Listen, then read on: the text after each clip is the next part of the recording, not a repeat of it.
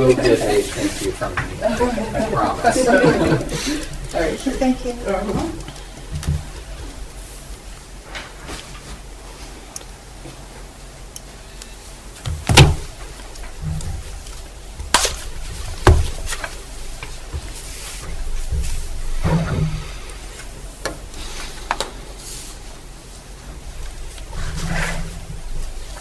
Are we live or ready to go live? We are live. We will call the meeting of the Broadwater County Health Board to order. Is there, open up with public comment? Is there any public comment? Yes, Joe. Jeff Longlinay, representing Rotary. I'm here more out of ignorance than anything else. We are moving ahead planning Fall Fest, and I feel like I need to do something with the Board of Health, but I'm not quite sure what that is. And so I'm here to kind of dangle that little feather and ask for guidance on how I should be interacting with the Board of Health for planning Fall Fest. What are your dates? First weekend in October, so it's 1st, 2nd, 3rd of October. And I don't really expect an answer right this second, but I'm just putting that out there. Thanks. Do you have anything for him, Sean? Or, I mean, as far as... Well, I mean, we don't, if you're looking for something specific to COVID, we won't have anything at this point. We don't have any directives or, with the mask mandate, there's no requirement in the new CDC guidance for people that are vaccinated and all of that. I don't think we'll have any guidance, but as normal, food vendors need to reach out to me. You'll need to reach out to me just as for any kind of the permits that we would have normally had for that event. So I think that's standard. I think that the best thing you can do is kind of follow the CDC guidelines, keep an eye on that. And we will obviously be helping you do that. If something that we think is specific to that type of activity, if something comes out, we will forward that to you. Because the rodeo, the fair, those are main activities that occur in this county. So we'll try to stay, not wait for you to suddenly go, oh no, was I supposed to have this? So we can communicate that to you as well. So I think that's really the only thing that we have for you. So Okay, thank you. I appreciate that. yeah. Thanks for coming. Okay, so we'll move on to our agenda. The first item on the agenda is approval of board minutes for February and March. It looks like we did February last month, according to the minutes Yeah, from it April. should be. Okay. It should So- be Just March's. So March just March. and April. But March since and we just April. gave you April, if you want to push that, or if you want to take a second and go through it. Already did. What's everybody should do? We want to also do April. I kind of looked at April and I didn't read really it, see anything. I The think we only can thing do I saw April. There was a couple spelling things. Yeah. Other than that, everything's. So let's have, I would need a motion for approval of minutes for March 17th and approval of minutes for April 21st. I so move. Is there a second? I will second that. Motion's been made and second to approve minutes for March 17th and April 21st. Any further discussion? Any public comment? All in favor? Aye. Opposed, same. Motion carries.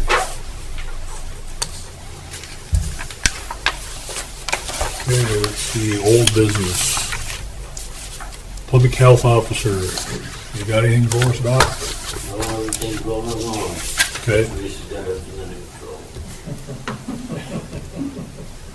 Public health nurse COVID-19 updates.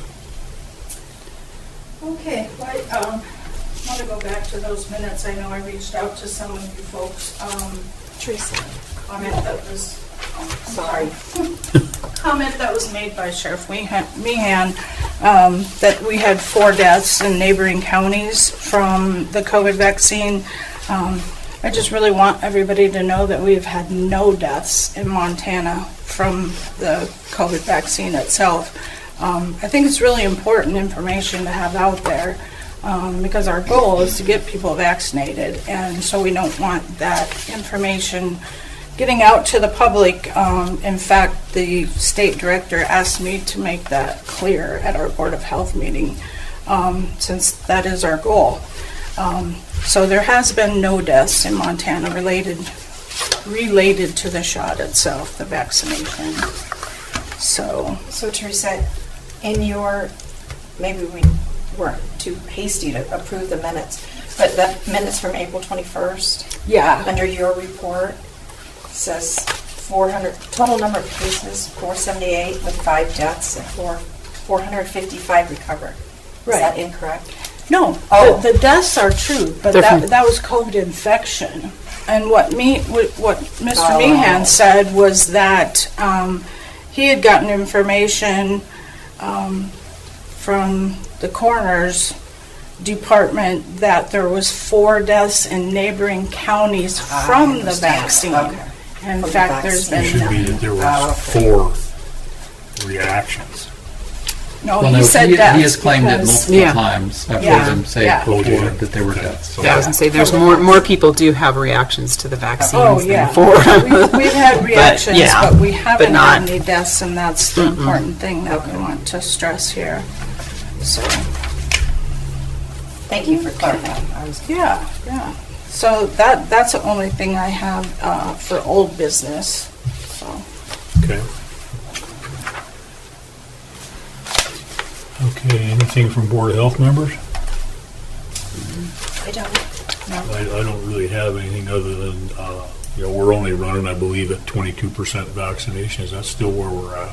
We're up to 27, actually. Okay, so we're up a little bit, but we're still not up to average for the state and everything. No, I have some handouts here that I feel like I did very poorly, but just didn't have enough time to do a bunch of work on it and type it up. And I guess that's a decision that's been made by our citizens. Either way on that, I just hope that we don't get a strain that comes through Yeah. that gets us, so. that's Well, it. I know, and we can talk about it in the new business, but Okay. I'll just bring it up. Okay. I'm sure Teresa will too, with whatever we're doing with our vaccine clinics, so. So county sanitarian, I don't have any old business. you're all done with all the old business, I find that. Usually I go on and on.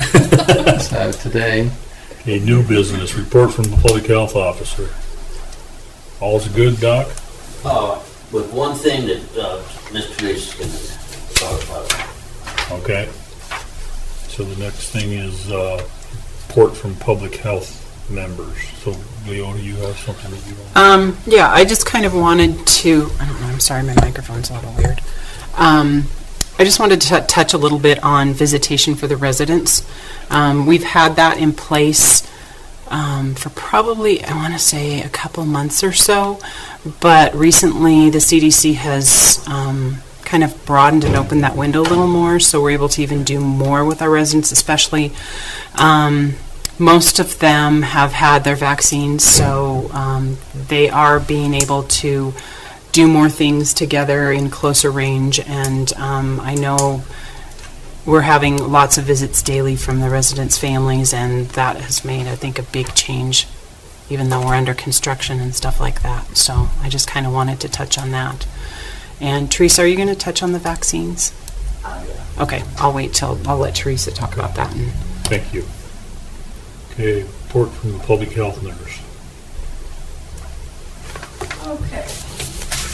So what I've given you is just a graph, and you can see I drew a line across there. Broadwater County is not doing well in our county compared to other counties. We're right down there, pretty close to the bottom, even though we're at 27%. It's been going up very slowly. So a month ago, I think we were at 22%. So I did a little breakdown on the bottom. You'll see there the percentages of people that were vaccinated by age group, which I thought was pretty interesting. The graph is actually Montana by age group, but I was able to find the numbers for our county. And so you can see that the older folks in our community really got out there and got vaccinated, but true to what we're seeing with infections right now, people in their 30s to their 50s are basically what we're seeing for active COVID infections right now. So I guess our goal really is to, try to do some quick talking and get those people vaccinated. I know it's their choice, but it's not going to end, and I think we all realize that it's going to go on for a while. But I think, the more propaganda we can get out there to prove to them that eventually you're going to get it if you don't get the vaccine, unless you just stay home. So anyway, I just thought that the numbers were interesting because they really do show what's going on with our infections, and you probably know that from testing as well. The age groups between about 30 and 60, mostly 30 and 40-year-olds, though, that are getting infections. So we're still giving Johnson & Johnson. Every time we get 5 people, we call them up and schedule them. So we're doing 5 to 10 of those a week, which is good. That is still considered fully vaccinated. One change that has come about is the Moderna, which is the other one that we carry, is going to have more in the vials. So it's going to be even more difficult for us in that sense. We have to have 10 people to open a vial so that we don't waste it. And now they're increasing the size to 14 doses. So that's going to make it even more difficult for us to either not have wastage or, make people wait to get the vaccine. So I did hear from one of the gals at St. Peter's Medical Group, and I can't think of her name right now. They are going to do some walk-in Pfizer clinics, so I guess you can just walk in and get Pfizer. She didn't explain to me how they were going to do that because of the cold storage and all that stuff. She said something about transporting the vaccine between the 2 facilities and getting it used up.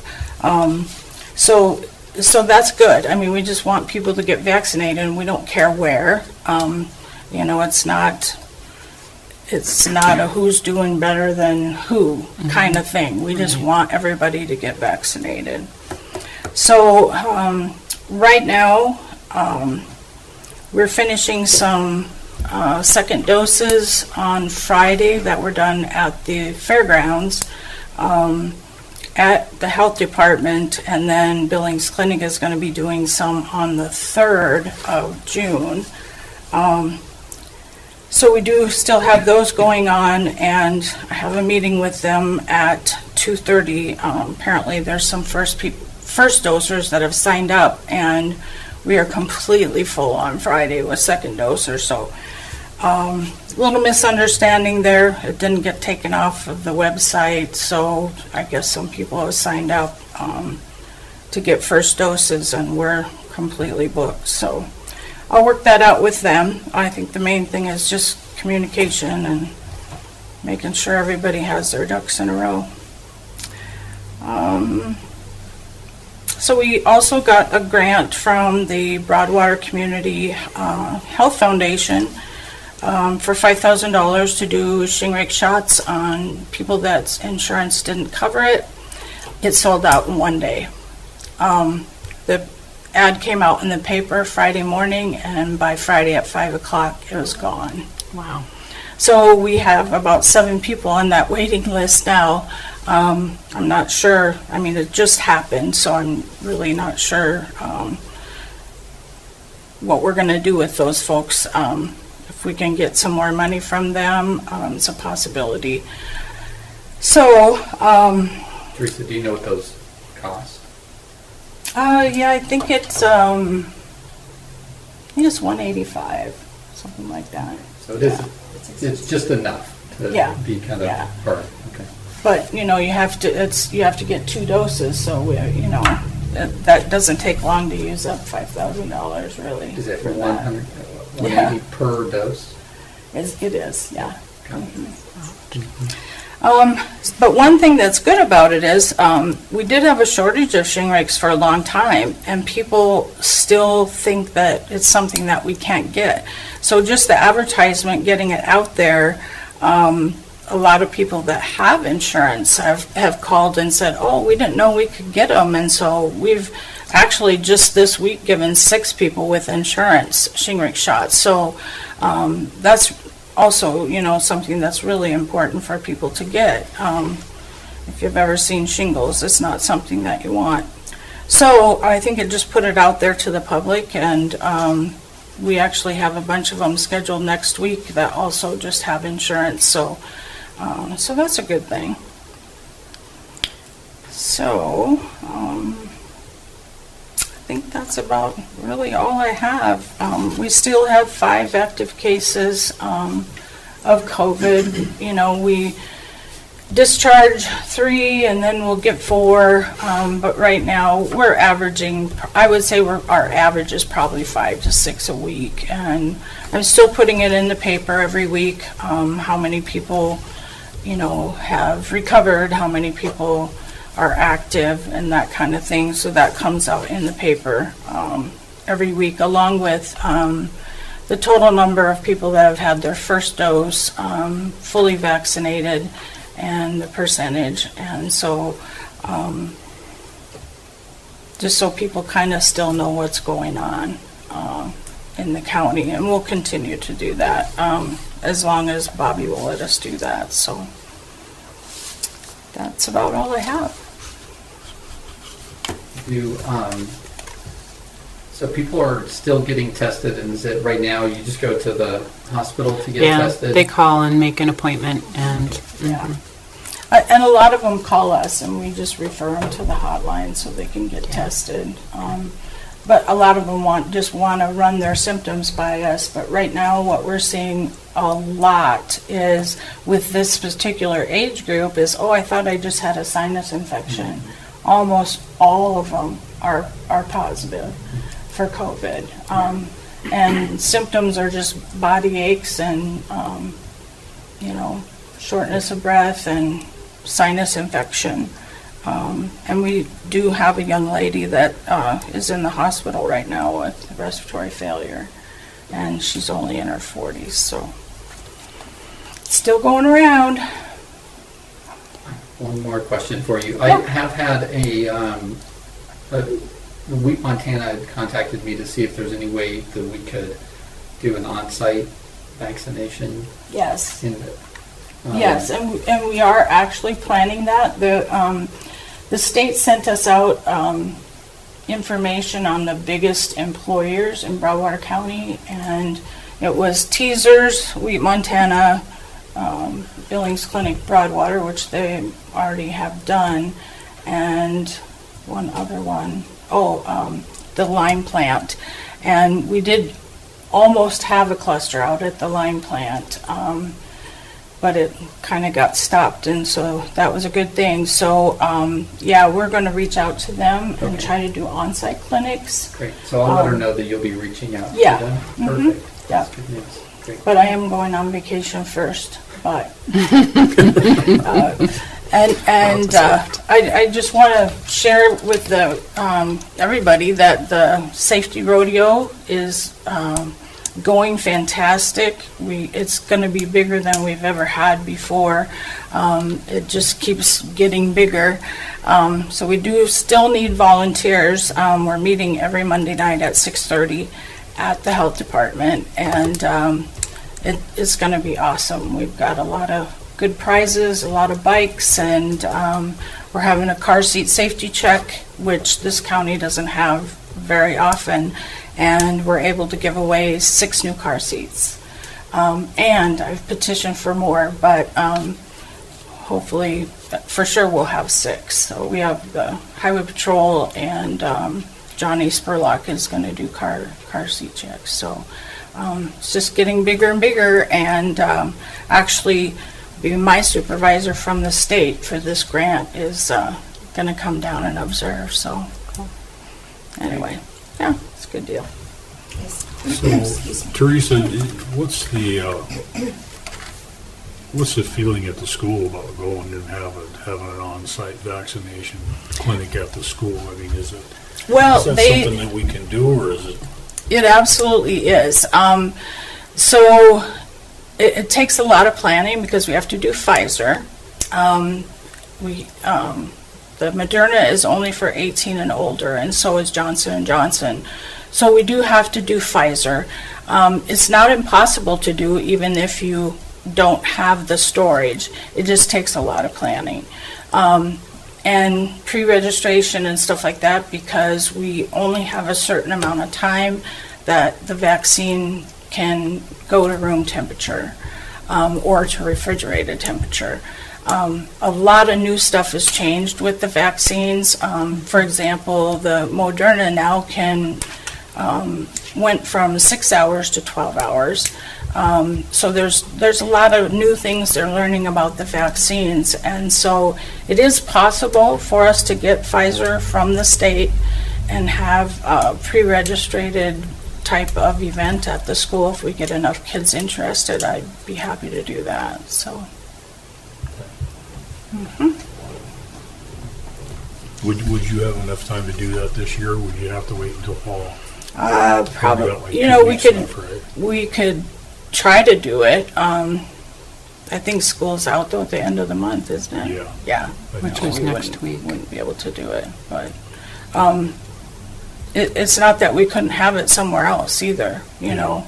And I'm sure they'd let us have it at the school, but we could hold it somewhere else too, just as long as it was planned really well. Okay. So I don't know if you talk to the school board. Are you on the school board, Mike? No. Okay. I guess I could reach out to Eric and see what kind of interest he thinks there would be. Yeah. So, They were able to sign up for the Lewis and Clark, or the one at the fair. yes. Right? Yeah, I was in touch with Brenda Neiman. She's the not the medical director, but the head of the Board of Health, and she sent me the flyer, and I specifically asked if Broadwater County could be involved, and And it she's like, said it yes, on it, I saw promote, that. promote, promote. Yep. And so I did send that over to the school. So hopefully, and that was kind of last minute too. I didn't get that until a few days before the event. I think I got it on the 12th and the event was on the 15th. But I did send it out to Eric, and he was going to try to get it out. So Okay. hopefully some kids went down there and got it if they were interested in it. So, Okay. okay. Okay. Thank you. Report from the county sanitarian. I just have a couple of little things. One, just kind of an update to how many permits. It has kind of slowed down, thank goodness. So I'm pretty much right at the same as I was last month. I still have, albeit maybe 120, 125 permits. I've issued 111, and I'm just waiting for miscellaneous information. So compared to last year, though, it was 26 permits at this time, so you can see that it's a significant amount of growth. People are still building even with the costs skyrocketing, so so I think that, thank goodness it has slowed down a little, because if it was going to maintain that pace, it was going to get very difficult to handle all that when it came time to inspect. So I've done a couple of food inspections. I've had a few complaints that I've followed up with on a few local establishments, and I'll be trying to get back out into these facilities because last year it was mostly communicating about COVID. There wasn't full inspections through the kitchens and that type of thing. So that'll be happening. We were just at the trust board meeting, and the commissioners were there, and one of the projects that I've been thinking about a lot is the old Ford dealership. And one of the issues they have at the Ford dealership is that it's in the floodplain, except for conveniently, they raised enough out of the floodplain, I think, for the building. But they're on a drain field. Even though the sewage lagoon is very close, there's no collection main, and you can't just pump into their pressure main that's taking it out to the lagoon. So and it had just occurred to me, probably in the middle of the night recently, that they could come to the Board of Health and ask for a variance to put in a new drain field in the floodplain. So it's something that they'll have to, I will talk to them about. Right now, there's an existing drain field there, and it would be a replacement, and it would have to meet today's standards. So in some ways, that's, in my mind, that's better than what is there now. One of the options that I have given them already is they can put in a holding tank. But a facility like that on a holding tank would be, I think, it would be very expensive in the long run, because it's just they could have to pump something like that if they had any kind of tournaments, or if they even have a child care facility there during the week. It would have to be pumped potentially weekly. It would get cost prohibitive, is my thought. So I think that I will reach out to them and tell them that they should consider a variance from our regulations to allow it to go into into something like an elevated sand mound or some kind of small treatment unit. I mean, we can talk about that and make them, like, they would need to hire someone to present that to us. It's beyond, I feel like I should be a reviewer of that and not the person kind of designing it. But I do think that there's maybe an option for them to do that. Is that county, in the county, or is it city?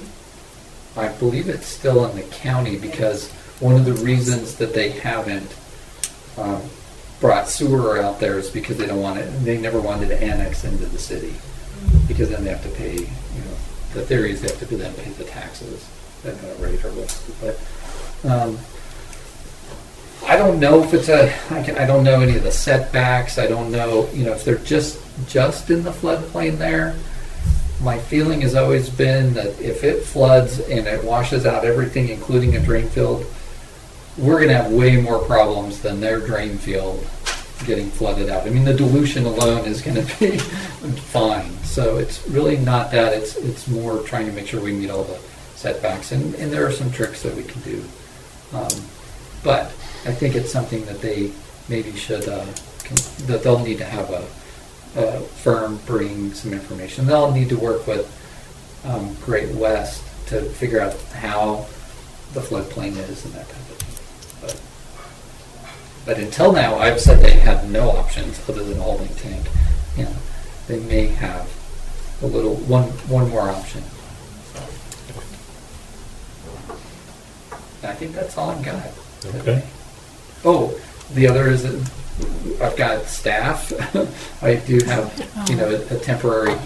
So Helen is back 4 hours a day, and then the other 5 hours. So she works from 8 till noon, and then from noon till 5, I have Ariana who's answering phones. Which, from our standpoint, people just need to be able to communicate with a person. Voicemails get.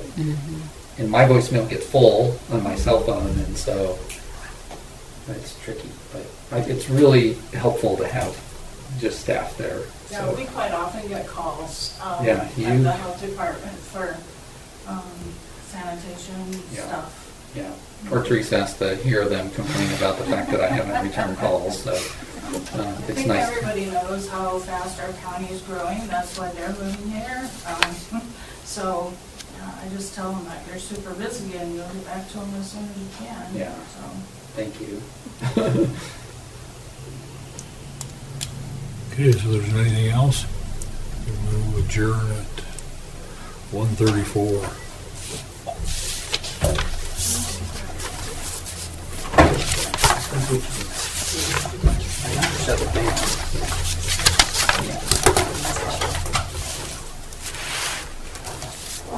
Can I just, if you guys have a set